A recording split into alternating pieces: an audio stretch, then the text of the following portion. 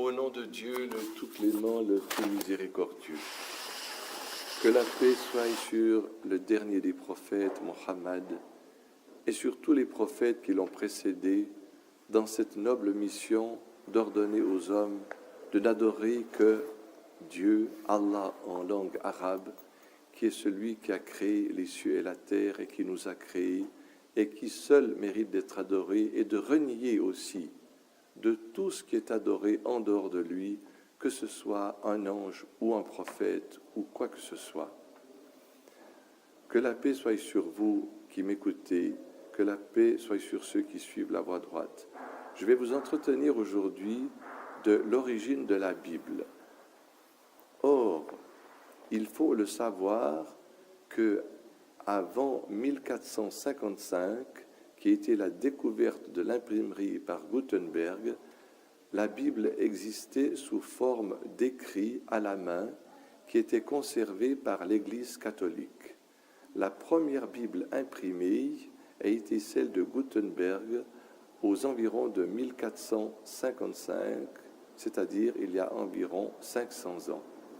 Aussi, lorsque Dieu révéla le Coran à Mohammed, la paix et la bénédiction de Dieu soient sur lui, au 7e siècle, le Coran ne parle pas de la Bible. Le Coran toujours mentionne les rouleaux d'Abraham, la Torah de Moïse, les psaumes de David, d'autres livres qui ont été révélés à d'autres prophètes, et l'évangile donné à Jésus. Non pas les évangiles, comme on le voit aujourd'hui, 4 évangiles parmi 61 évangiles déclarés apocryphes et 4 déclarés conformes au canon par les pères de l'Église, non pas 4 évangiles suivis de 23 petits livres qu'on appelle l'Évangile. C'est un seul livre qui a été révélé à Jésus dans le Coran qui s'appelle l'Injil, c'est-à-dire au singulier l'Évangile, et non pas l'Anagil, les évangiles ou les 4 évangiles. Il faut savoir que aussi le mot livre existe dans le Coran. Quand Dieu parle du livre, c'est-à-dire de son livre, c'est le livre éternel de Dieu, dont la Torah, les psaumes, les rouleaux d'Abraham, l'Évangile et les autres livres ne sont que des parties du livre éternel de Dieu. Or, la Bible elle-même atteste que la Torah de Moïse a été brûlée. Si vous ouvrez le 2e livre des Chroniques au chapitre 24, vous verrez qu'il y avait dans la maison de Dieu à Jérusalem la Torah.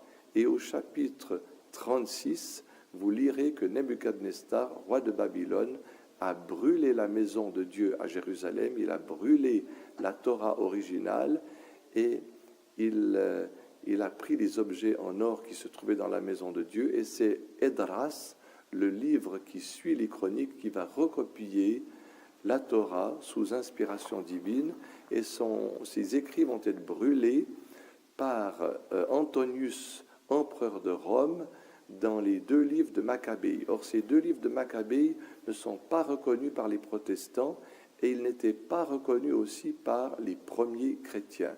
Donc, la Bible catholique compte 73 livres, tandis que la Bible protestante en compte 66. Et parmi ces livres qui n'étaient pas reconnus par les premiers chrétiens et qui ont été donc pas reconnus par les protestants aussi, je vais vous les citer, il y a Esther, Baruch, Tobie, Judith, la sagesse, l'Ecclésiaste et les 2 livres de Maccabée. Or, c'est au fil des siècles, pendant les 13 siècles, que l'Église catholique va donc réintégrer ces livres à chaque concile et les déclarer comme justes, authentiques. Et lorsque les protestants vont venir à Genève il y a 5 siècles, ils vont déclarer ces livres faux comme l'ont déclaré les premiers chrétiens. Donc, ceci est une preuve irréfutable que l'opinion des premiers chrétiens n'était pas du tout une opinion qui était acquise ou qui était, si on veut dire, prise en considération, puisque pendant 13 siècles, l'Église catholique va déclarer ces livres justes. Donc, les protestants Et surtout les évangélistes qui sont apparus au XXe siècle, qui ne cessent de critiquer l'Église catholique, par exemple, qui sont opposés à l'Église catholique, et l'Église catholique qui les considère comme une secte, ainsi que le protestantisme, à juste titre, c'est vrai, parce qu'on peut dire que les protestants et surtout les évangélistes suivent la Bible à la lettre. Néanmoins, il ne faut pas oublier que pendant 13 siècles, c'était l'Église catholique qui avait la garde de ces écrits, et il était interdit pour un fidèle chrétien de posséder la Bible. Ce n'était que le prêtre qui avait le droit de lire les passages qu'il voulait à l'Église. Donc, les évangélistes et les protestants tiennent entre leurs mains une Bible, des écrits qui ont